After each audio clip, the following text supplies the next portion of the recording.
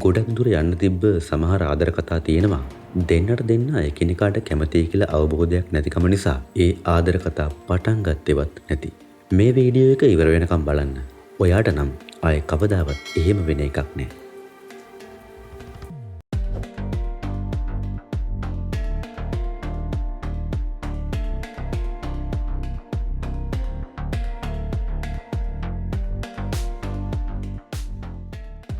කෙල්ල කොල්ල දෙපක්ෂයටම තියෙන පොදු ප්‍රශ්නයක් තමයි මම නම් මෙයාට කැමතියි.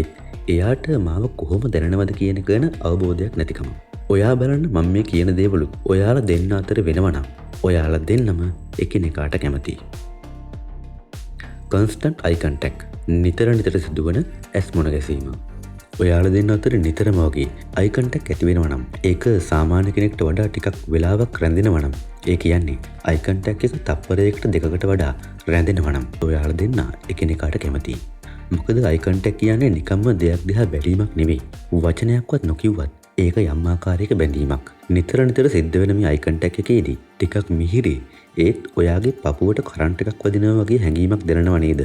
එයාටත් ඒක ඒ විදිහටම දැනෙනවා. අංක 2 body language matches. කෙනෙක් එක්ක අපිට බැඳෙන්න තියෙන බලවත්ම උපවිඥානික මාර්ගයක් තමයි body language එක. ඔයා ඇත්තටම කෙනෙක්ට කැමැත්තෙන් ඉන්නකොට ඔයාටත් නොදැනීම ඔයා එයාගේ චලනයන් අනුකරණය කරනවා. ඒක ඔයාලා එකිනෙකා අතර යම් බැඳීමකින් ඉන්න බව පෙන්වන ස්වභාවික සබඳතාවක්. සමහර විට ඔයාට ඒක මෙහෙම දැනේවි. ඔයා තැනකට මූව් වෙනකොට ඒකම වගේ එයත් මූව් වෙනවා. ඔයා ඉරියව් වෙනස් කරද්දී එයාටත් ඒකම වෙනවා.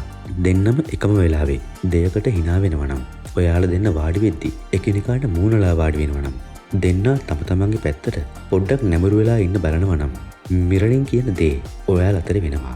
ඒකෙන් පෙන්වන්නේ ඔයාලා දෙන්න අතරේ ගැඹුරු බැඳීමක් ලියලාගෙන එනවා කියන එක සහ ඔයාලා එකිනෙකා ඉස්සරහදී මාර කම්ෆර්ටබල් කියන එක.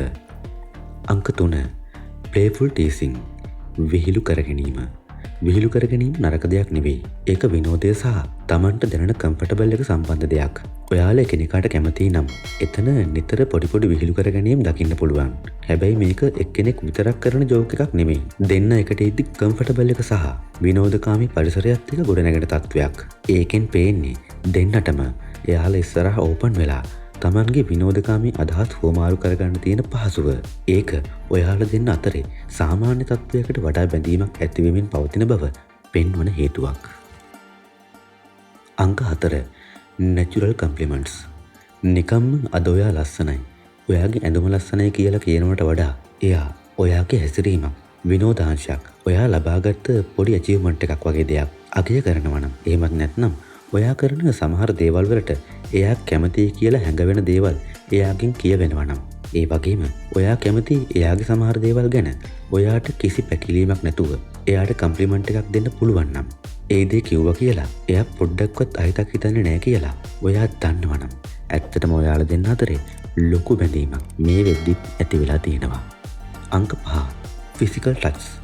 සාමාන්‍යයෙන් දෙන්නෙක් එකිනෙකාට කැමැත්තෙන් ඉන්නකොට එයාලා කිසිම පැකිලීමකින් හෝ එකිනෙකාට බයවීමකින් තොරව පොඩි ටච් කර ගැනීම කරනවා. හැබැයි නරක විදියට නෙමෙයි. කතා කරන ගමන් අතට තට්ටුවක් දාන එක, හදිස්සියකදී නොහිතාම අතින් ඇල්ලන එක, හරියට පාර මාරු වෙද්දි වගේ වාහනයකට හෝ උස තැනකට නගිද්දී අතින් අල්ලන එක වගේ. එතන තියෙන්නේ කම්ෆර්ටබල් එක, විශ්වාසය වගේම දෙන්නගේ සමීපතාවය. ඔයාලා අතරත් මෙහෙම වෙනවා නම් ඒ ටච් එකෙන් දෙන්නගෙන් කවුරුවත් අවුල් යන්නේ නැත්නම් සාමාන්‍ය දෙන්නෙක්ට වඩා ඔයාලා අතරේ යම් බැඳීමක් ඇති වෙලා තියෙනවා. අංක 6 sharing future plans. අනාගත සැලසුම් හෙළි කිරීම.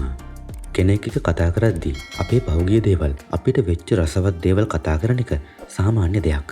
ඒත් අපි අපිට හම්බ වෙන හැමෝම එක්ක අපේ අනාගත බලාපොරොත්තු සැලසුම් ගැන කතා කරන්නේ නැහැ.